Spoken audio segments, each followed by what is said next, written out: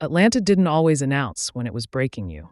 Sometimes it did it gently, like a hand on your shoulder at rush hour, like humidity clinging to your skin even at midnight, like the quiet way lights from Peachtree Street could look like hope from far away, but still not pay rent up close. Amara Brooks knew that kind of quiet breaking. She was 27 and had learned to hold herself together the way her mother taught her. With prayer in the morning, a steady spine all day, and tears saved for when nobody could hear. It wasn't that she didn't want softness. She did. She wanted it badly. Wanted love that didn't feel like a gamble. Wanted someone to choose her without bargaining. Wanted to stop being the strong one for once. But softness, she'd learned, came with conditions when you were a black woman who didn't have family money, didn't have a fancy degree, didn't have a man's last name wrapped around your life like protection. Amara had her own kind of protection. Principles. She grew up in Southwest Atlanta, the kind of neighborhood where women learned to lock their doors and their hearts at the same time. Her mother, Regina Brooks, was a nurse who worked 12-hour shifts and still made dinner, still sat through PDA meetings, still braided Amara's hair at 1 a.m. if she had to. Regina used to say, "Baby, the world will try to take pieces of you. Don't hand them anything for free." That sentence became Amara's compass. She dated slowly, carefully. If a man wanted her body before he wanted her mind, she walked away. If he made her feel rushed, she walked away. If he treated her like a phase, she walked away. So yes, she was a virgin at 27 by choice. Not because she was sheltered. Not because she didn't feel desire. She did. She just wanted it to mean something. Then her mother got sick. A quiet sickness at first. Fatigue. Forgetting things. Then one day, Regina collapsed in their tiny kitchen, and the diagnosis came like thunder: aggressive cancer. Amara watched the strongest woman she knew shrink into hospital gowns and whispered prayers. She held her mother's hand as chemo stole her hair and appetite. She stayed strong as everyone around her offered support that sounded like words but never turned into action. When Regina passed, Amara felt like she had been pushed into a new version of adulthood. One without warning, one without cushioning. Grief didn't make her dramatic. It made her tired. And when bills started stacking up, medical costs, funeral costs, rent, Amara took every shift she could get. Home health work, overnight care, hospice aid jobs. If someone needed help, she said yes. Because saying no was a luxury. That's how she ended up at the agency office on a Monday morning, sitting in a plastic chair with a cup of lukewarm coffee in her hand, listening to a coordinator explain a new assignment. "Private client," the coordinator said, flipping through paperwork. "Very high profile. We need discretion. You cannot post about this job. You cannot tell friends. You cannot even tell your barber." She tried to joke, but her eyes stayed serious. "This man has lawyers for breakfast." Amara nodded. "I understand." The coordinator hesitated. "He's paraplegic. He was in an accident 2 years ago. He doesn't like people." Amara's mouth twitched. "Most people don't." The coordinator almost smiled, then caught herself. "He's difficult, Amara. We've had 3 caregivers quit. One lasted 4 days. Another lasted 2 weeks. They said he's rude, cold, proud. Some said he's mean." Amara looked down at her hands. She remembered her rent due. She remembered the eviction notice she'd almost received last month. She remembered her mother's voice: "Don't hand them anything for free." But she also remembered something else her mother used to say: "Sometimes you take the hard job because you're building the life you deserve." Amara exhaled. "What's the pay?" The number made her blink. That kind of pay meant breathing room. It meant not choosing between groceries and gas. It meant maybe, just maybe, saving for the dream she'd kept quietly alive even after grief. Opening a small wellness and recovery center someday. A place for people who felt invisible. A place that smelled like peace. "What's his name?" Amara asked. The coordinator lowered her voice like she was saying a prayer. "Elijah Grant." Amara had seen his face before. Everyone in Atlanta had. Elijah Grant was tech money. Big money. Atlanta money. The kind of man who got invited to charity galas and had politicians shaking his hand with both of theirs. He built companies, funded scholarships, renovated community centers, and stayed in magazines like he was a permanent feature. And then he vanished. The accident changed everything. But what changed him most wasn't the wheelchair. It was what came after.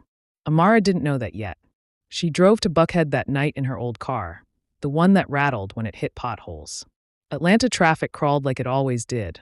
Headlights, impatience, horns, the city moving like a restless animal.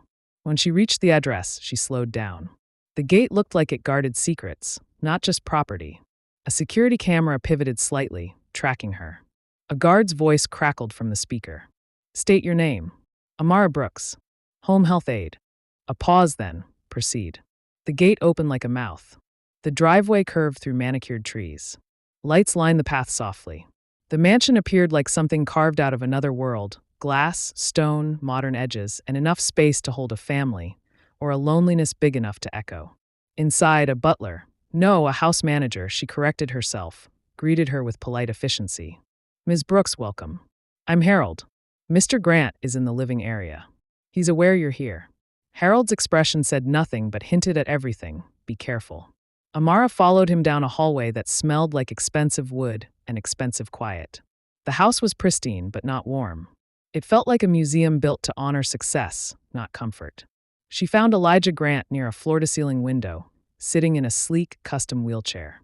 The city lights behind him made his silhouette look sharp and powerful, like a man still trying to stand taller than his circumstances. He didn't turn when she walked in. "So," he said, voice calm but edged, "you're the new one." Amara kept her posture steady. "Yes, sir." He turned then. His eyes were the kind that had seen too much disappointment. Deep brown, controlled, like he was always measuring whether something would hurt before he let it near him. "You can put your bag there," he said. "Harold will show you the schedule. I don't need conversation. I don't need sympathy. I don't need a 'you're so strong' speech. Do your job. Go home." Amara nodded once. "Understood."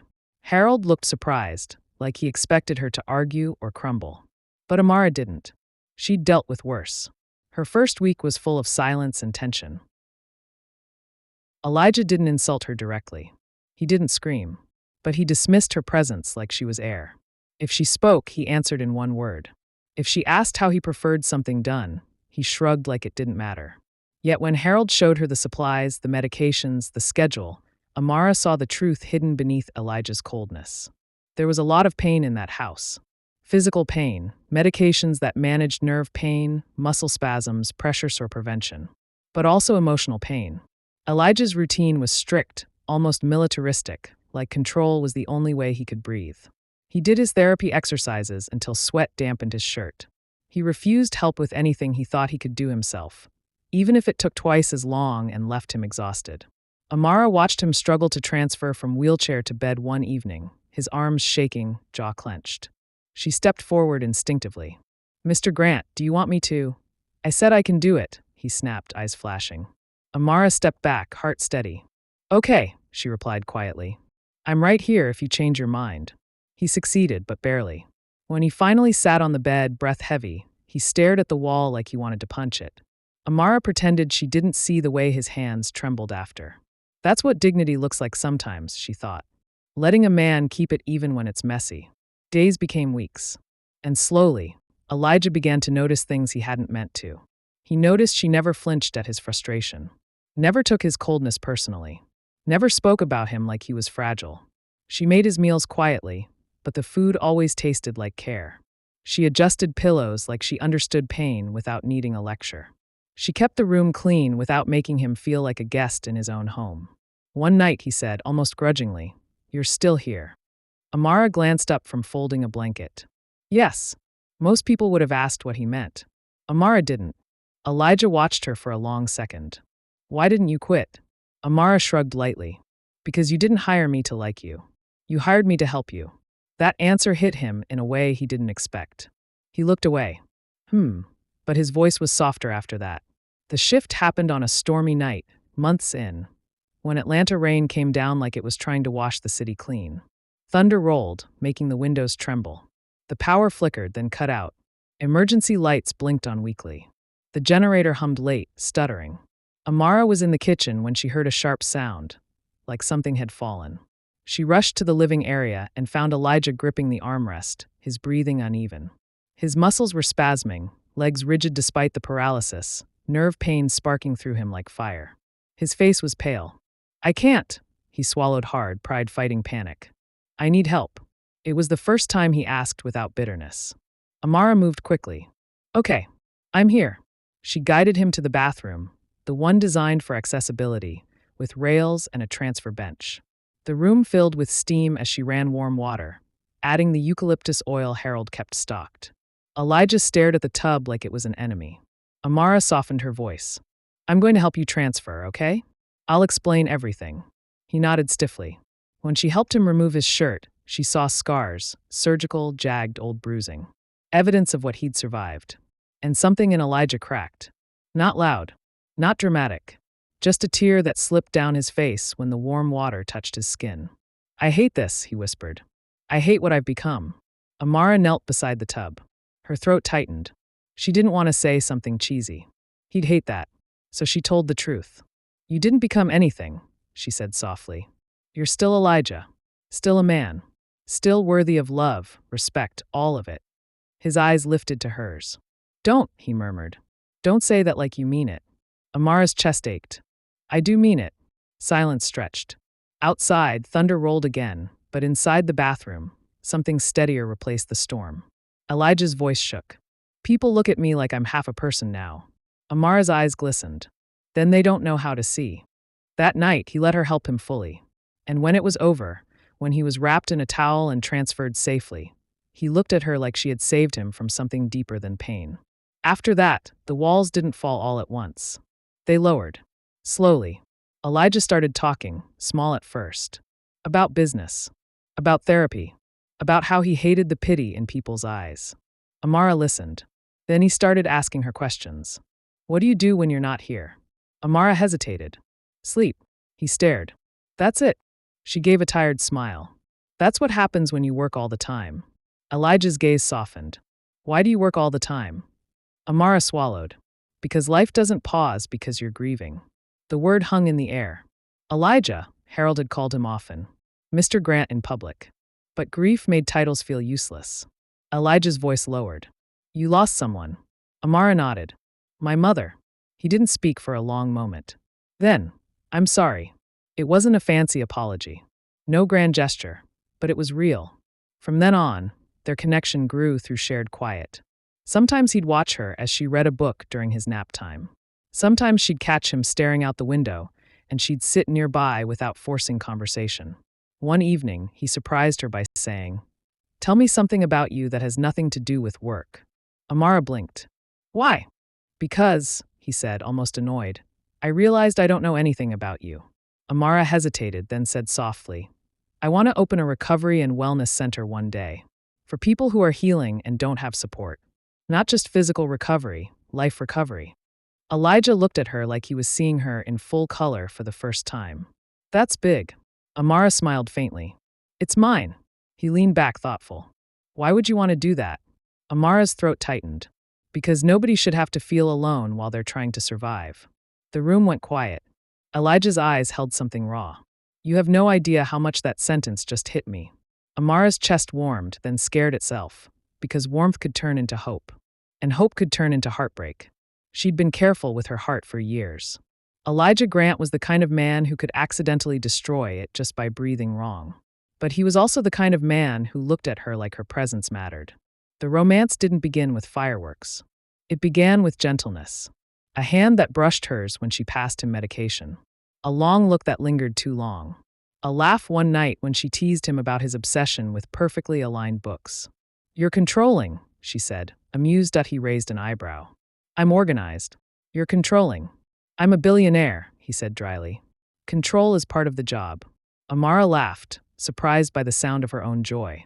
Elijah stared like he had never heard laughter in his house before. You have a pretty laugh, he said quietly. Amara's cheeks warmed. You're flirting. I'm observing, he corrected. Amara shook her head, smiling. Something in Elijah's gaze softened again. Then one night he asked her to stay after her shift. Not as an order, as a request. Can you sit for a while? Amara looked at the time. She was tired, but she also felt something she hadn't felt in a long time. Wanted. She sat. They talked. About faith. About disappointment. About the kind of loneliness that comes when people love the version of you that benefits them. And then Elijah said, voice low, Yvonne left when the doctors said I might not walk again. Amara's heart sank. I'm sorry. Elijah's jaw tightened. She told me she couldn't do this. She cried like she was the victim. Then she took a suitcase of designer things and walked out. Amara's hands curled in her lap. That's cruel. Elijah let out a bitter laugh. It was honest. That's what makes it worse. Amara didn't know what to say, so she said the truth. You didn't deserve that. Elijah looked at her.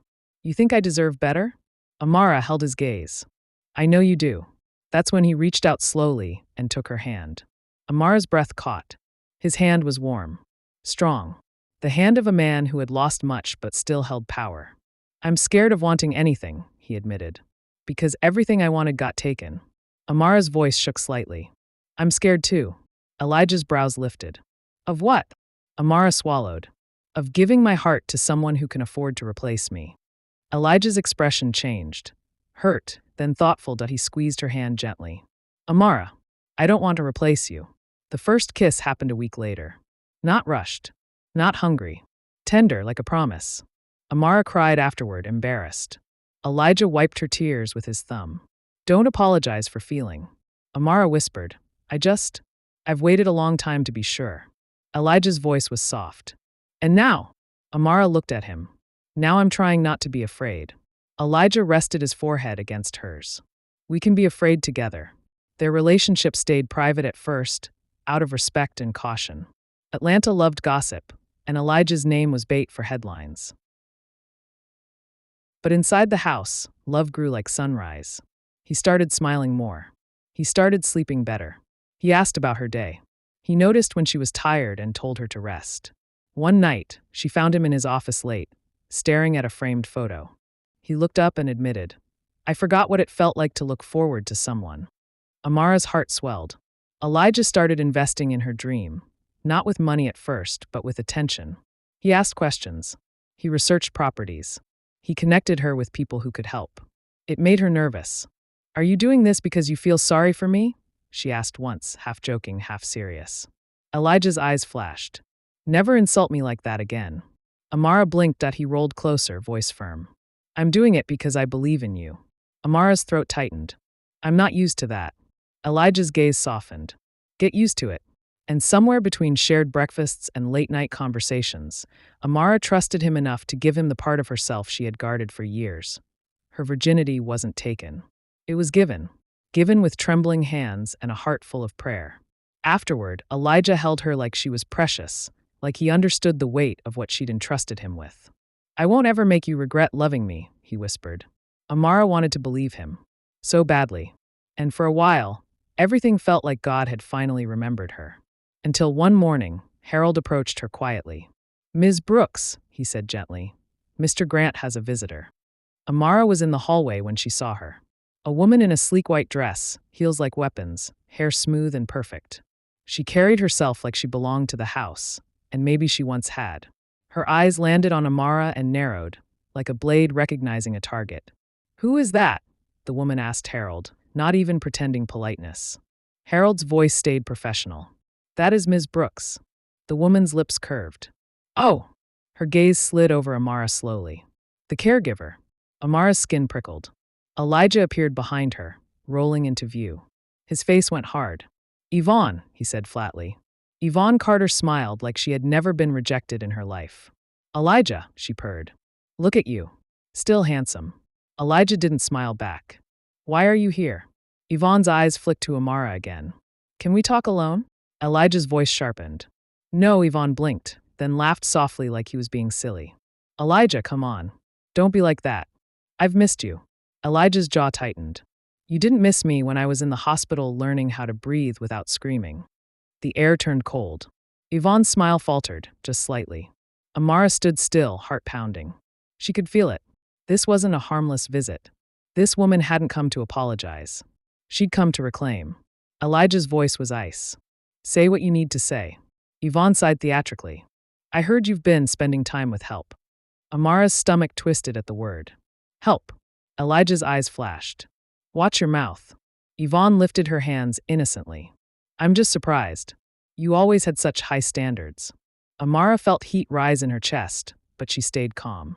Elijah turned to Harold. Get her tea if she insists on standing here.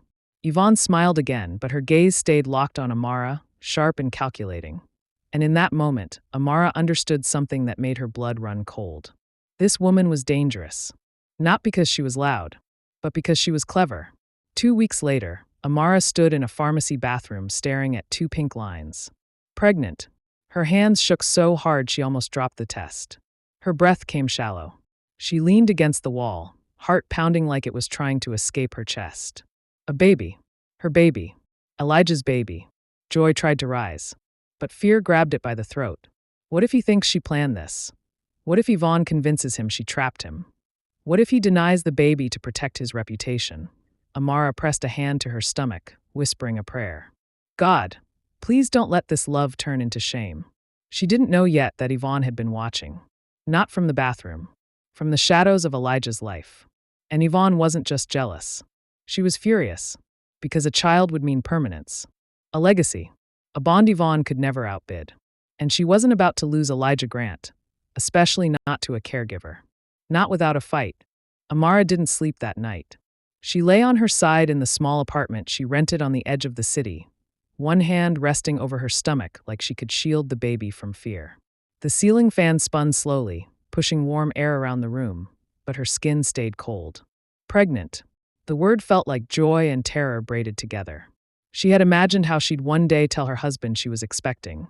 Some sweet scene, laughter, tears, a soft prayer of gratitude. Not this. Not with a jealous ex circling like a hawk. Not with Elijah's name attached to headlines and gossip. Not with her still healing from everything she'd already lost. She kept replaying the only part that mattered. What if he denies it? Elijah wasn't cruel. He wasn't the kind of man who would abandon a child. She believed that.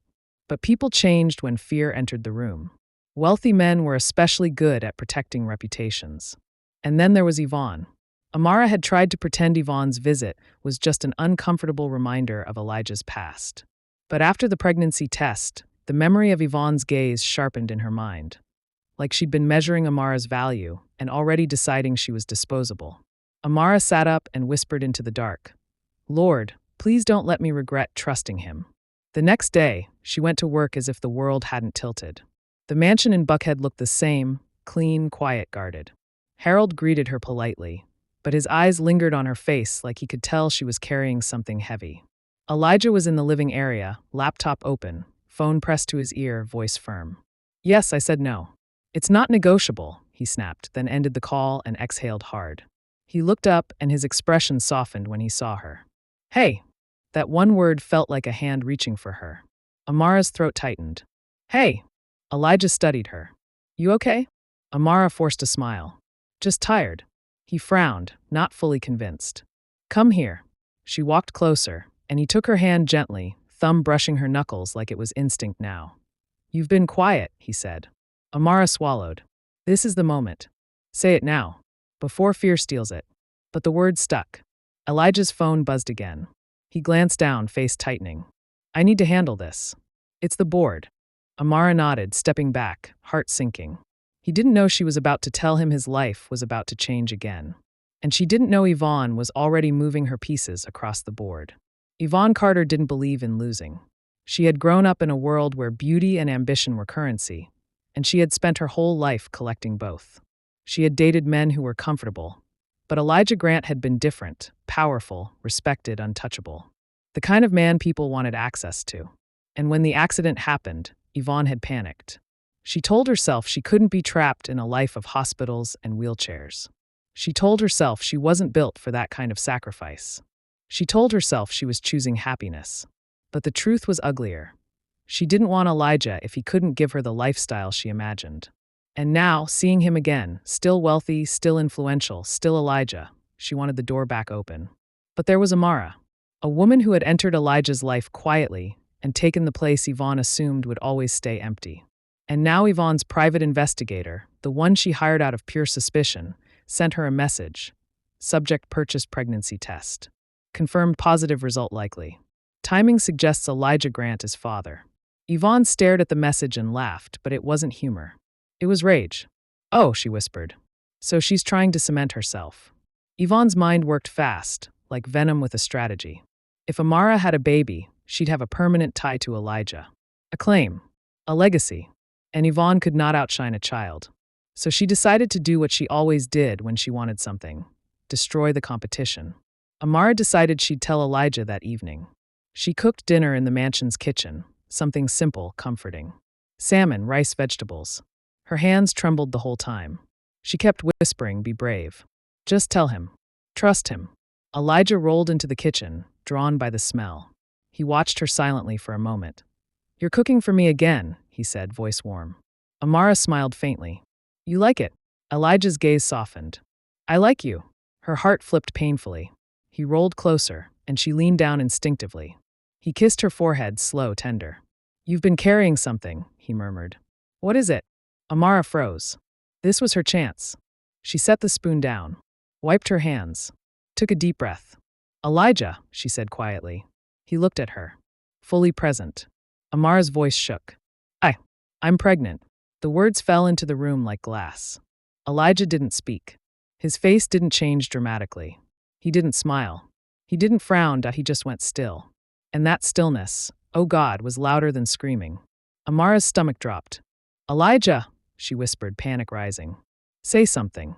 His eyes flickered, as if his mind was moving faster than his body could react. He swallowed once.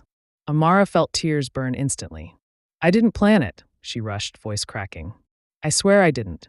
I'm not trying to trap you. Elijah, please." "Elijah," came a voice from the hallway, light and sweet. Amara turned sharply. "Yvonne."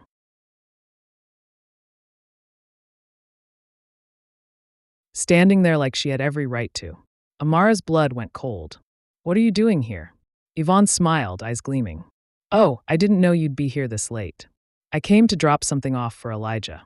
Elijah's jaw tightened. "Why are you here, Yvonne?" Yvonne's gaze slid to Amara's face, then to her stomach, then back up with a slow smile. "Interesting timing," she said softly. "I was just telling someone today that caregivers are very resourceful." Amara's hands curled into fists. "Leave." Yvonne laughed lightly. "Oh, sweetheart, don't embarrass yourself. This is a private home." Amara looked at Elijah, desperate. "Tell her to go." Elijah's eyes stayed on Amara, but his face was still unreadable. He looked overwhelmed, caught between shock and anger and something he hadn't processed yet. That hesitation, only a few seconds, was all Yvonne needed, because Amara's fear interpreted it as rejection. Amara's eyes filled. You're not even happy." Elijah's voice finally came out low. "Amara," but she stepped back, tears sliding down her cheeks. "I knew it. I knew you'd think I planned this. I knew you'd." "Elijah," Yvonne cut in softly, placing a manicured hand over her chest like she was concerned. "You can't be serious right now. You're in no condition to handle stress like this." Amara stared at her. "Don't talk about him like he's your property." Yvonne's eyes hardened. "And don't talk like you're his wife." Amara's breath hitched. Elijah finally snapped, voice sharp. "Yvonne, stop."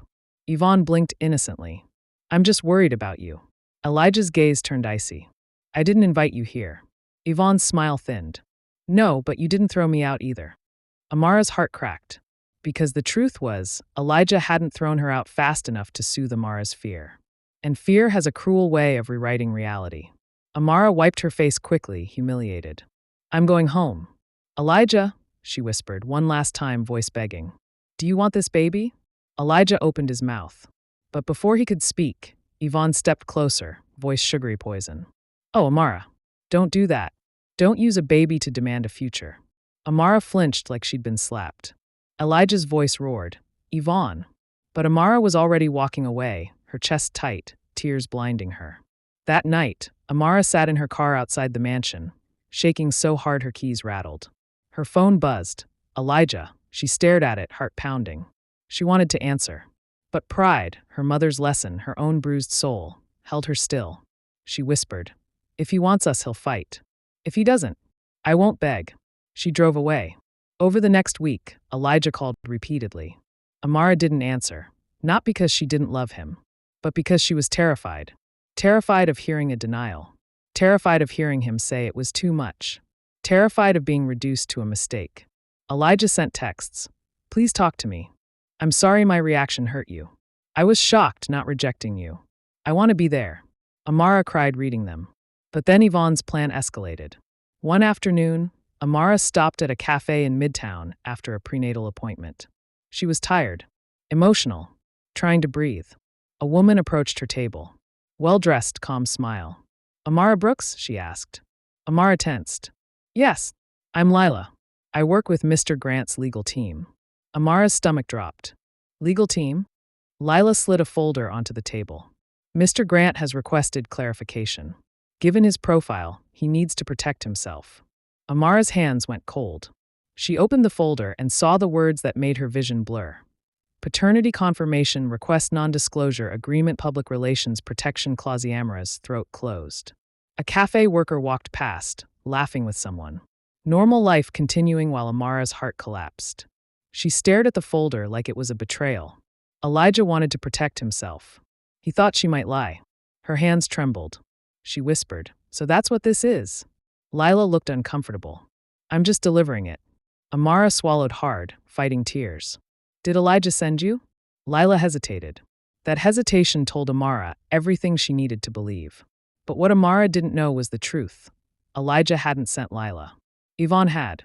Yvonne had paid someone in Elijah's circle to deliver a fake legal request in order to shatter Amara's trust.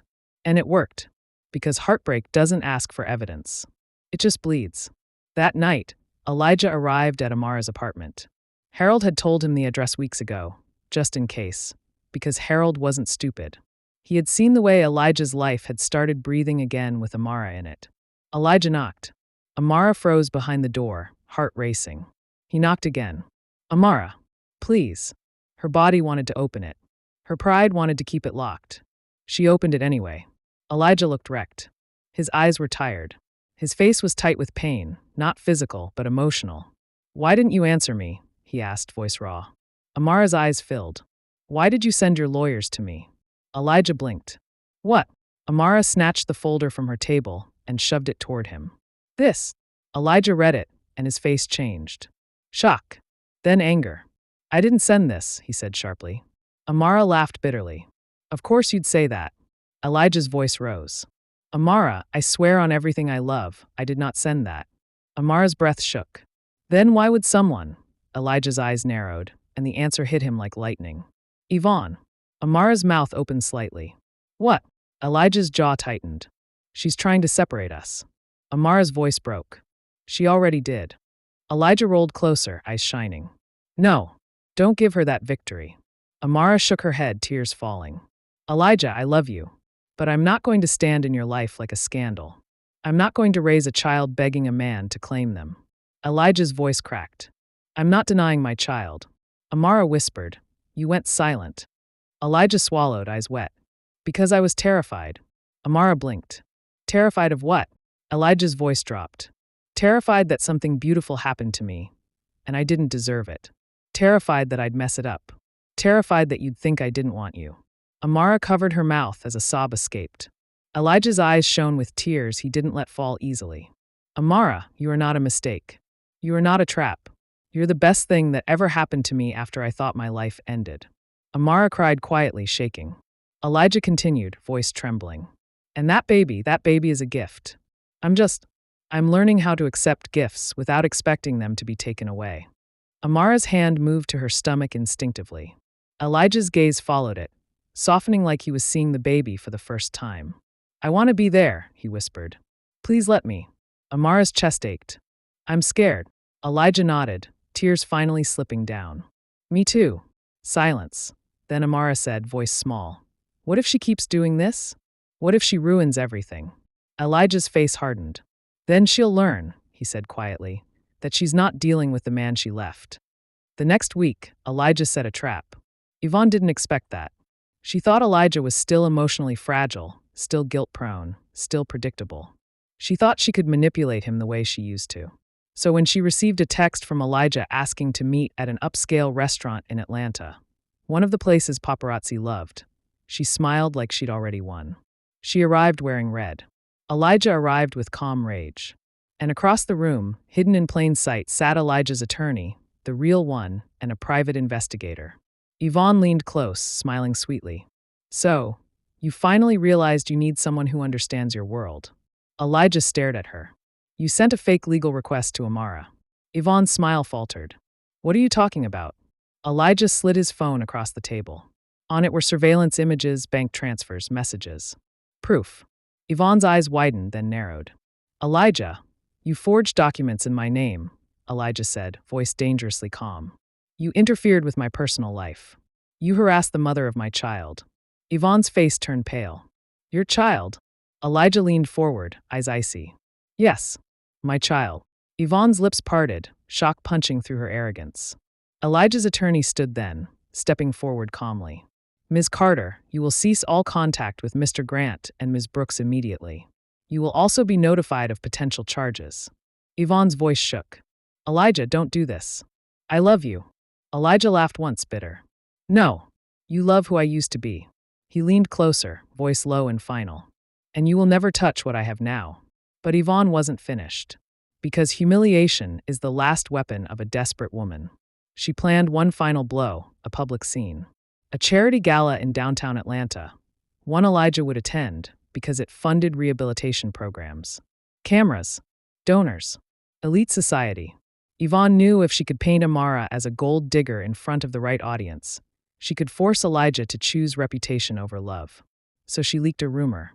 Elijah Grant's caregiver is pregnant, claiming it's his. She's trying to secure a payout. Blogs picked it up.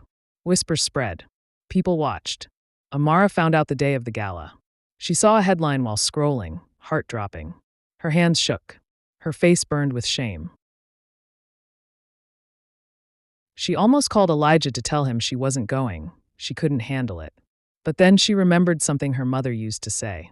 Baby, don't let shame make you hide. Shame is only powerful in the dark. Amara stood in front of her mirror and took a deep breath.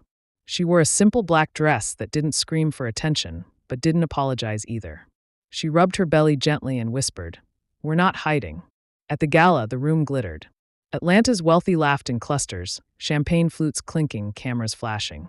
Elijah arrived in a tailored suit, sharp and regal even in a wheelchair. The way he carried himself commanded respect. And when Amara walked in beside him, holding his hand, the room shifted. Whispers rippled like wind. Elijah didn't flinch. He lifted her hand and kissed her knuckles in front of everyone. Amara's breath caught. Elijah leaned toward her, voice low. Don't let them make you small. Amara swallowed. I'm trying. Elijah's eyes softened. You don't have to try with me. You already are enough. They moved through the room. Then Yvonne appeared, dressed like she was the main event. She approached with a camera crew suspiciously close behind her.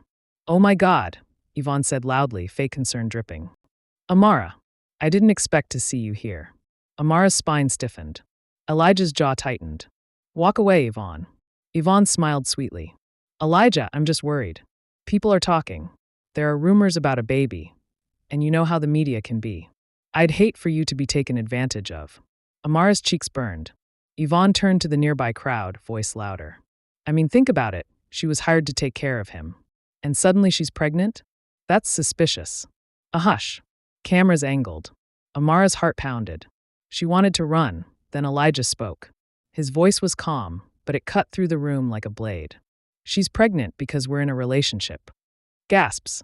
Elijah continued, louder now, eyes sweeping the crowd. She is not taking advantage of me.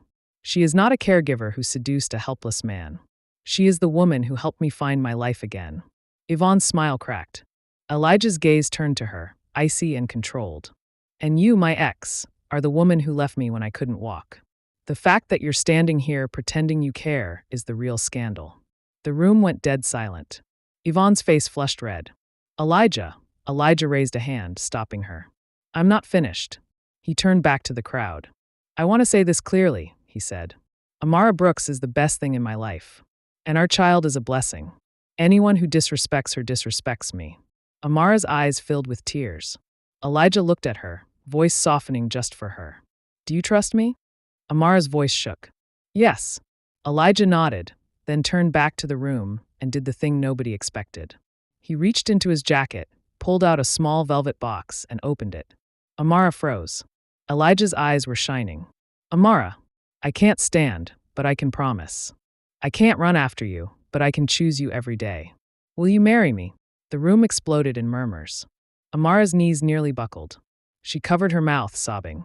Elijah, she whispered. Are you sure? Elijah's voice broke. I've never been more sure of anything. Amara looked at him, truly looked. Not at the billionaire. Not at the wheelchair. Not at the headlines. at the man who had learned how to love without fear. She nodded through tears. Yes. Elijah slid the ring onto her finger, hands trembling. The crowd erupted, some clapping, some stunned, some forced into politeness.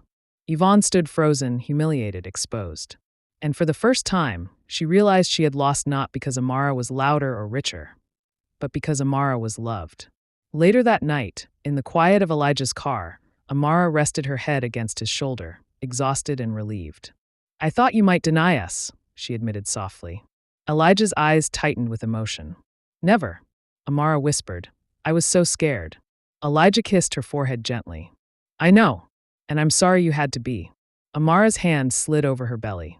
Do you think we'll be okay? Elijah looked at her with a tenderness that felt like home. We're not just going to be okay, he said. We're going to be unstoppable. Because love like this doesn't happen often. And I'm not wasting it. Amara exhaled, the kind of breath that finally releases months of fear. Outside, Atlanta lights shone bright. Inside, love finally felt safe. The night after the gala felt unreal, as though the world had shifted quietly and forgotten to warn her. Back at the Buckhead house, the mansion no longer felt like a place built for solitude. The lights were softer, the silence gentler. Amara sat on the edge of the bed, her black gown draped over a chair, her engagement ring catching the lamplight every time she moved her hand. She kept turning it slowly, half afraid it might disappear if she stopped looking at it. Elijah watched her from his wheelchair, his expression calm but tender, like a man who had finally reached solid ground after a long fall. You've barely said anything, he said softly. Amara smiled, but her eyes filled. I'm scared. He reached for her hand, grounding her. Of what? That happiness might not last, she admitted. That something will still try to take this away. Elijah's grip tightened, not possessive, just sure. Then it'll have to go through me. She leaned into him, resting her head against his shoulder, breathing in the quiet strength she had once been afraid to trust.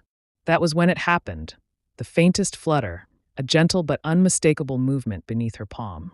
Amara froze. Elijah. He looked up, concern flashing across his face. What is it? She pressed his hand to her stomach. The baby. He moved. Elijah's breath caught. His eyes widened, then softened, filling with something that looked dangerously close to awe. He bowed his head, lips barely moving as he whispered a prayer of gratitude. In that moment, fear loosened its grip on Amara's heart. Labor came weeks later, on a rain-soaked Atlanta morning that smelled of earth and beginnings. The pain woke her before dawn, sharp and relentless, stealing her breath. Elijah was awake instantly, already calling doctors, already focused, already present in a way that left no room for doubt. At the hospital, time stretched and folded in on itself. Amara screamed, cried, laughed through tears. Elijah never left her side. He held her hand through every contraction, whispered encouragement when her strength wavered, reminded her again and again that she wasn't alone. You're doing this, he told her, voice thick with emotion. I'm right here. I'm not going anywhere. When the baby finally arrived, his cry filled the room, strong, demanding, alive. The doctor smiled. It's a boy. Amara sobbed openly. Elijah broke down completely, his shoulders shaking as the nurse placed their son into Amara's arms. The baby's fingers curled instinctively, gripping her skin like he already understood where he belonged. Elijah leaned forward and kissed her temple. Thank you, he whispered, for trusting me, for loving me. She looked at him through exhaustion and joy. Thank you for staying. They named him Micah. When Elijah held his son for the first time, something in him settled forever. Yvonne did not disappear quietly. 3 weeks after Micah's birth, Elijah received notice of a legal filing questioning his capacity, his consent, and the legitimacy of his relationship with Amara. It was desperate, ugly, and transparent. Yvonne claimed manipulation, exploitation, coercion. Anything that might reopen a door she had slammed herself. The case collapsed almost immediately. Medical professionals testified to Elijah's full cognitive capacity. Therapists confirmed his autonomy. Financial records showed no irregularities, no influence, no wrongdoing. Then the private investigator took the stand, detailing forged documents, paid intermediaries, and deliberate harassment. The judge dismissed the case without hesitation and granted a restraining order. Yvonne left the courthouse surrounded by cameras, no longer glamorous, no longer powerful, just exposed. Amara didn't watch the coverage. She was too busy rocking her son to sleep, whispering prayers into his hair. 5 years later, Atlanta looked different. So did Amara. The Brooks Grant Wellness and Recovery Center sat just off Peachtree, sunlight spilling through wide windows onto calm spaces filled with plants, soft music, and quiet resilience. People came there carrying trauma, grief, injuries, and exhaustion. They left lighter. Amara moved through the center with confidence that came from purpose, greeting staff, checking on clients, listening the way she always had, with patience and respect. Elijah waited near the window, Micah perched on his lap, chattering excitedly about school. "You ready?" Elijah asked her. She smiled. "Always." They watched laughter spill from a group session down the hallway. "This place changes lives," Elijah said softly. Amara shook her head. "People change their own lives. We just give them space." Elijah looked at her the way he always did, like he was still amazed. "You were always meant to build something like this. And you were always meant to be part of it," she replied. Micah leaned back against Elijah's chest. "Mommy, Daddy, can we get ice cream?" They laughed. Outside, Atlanta buzzed with life. Inside, love stood steady. Not perfect, not untouched by pain, but chosen. Every single day,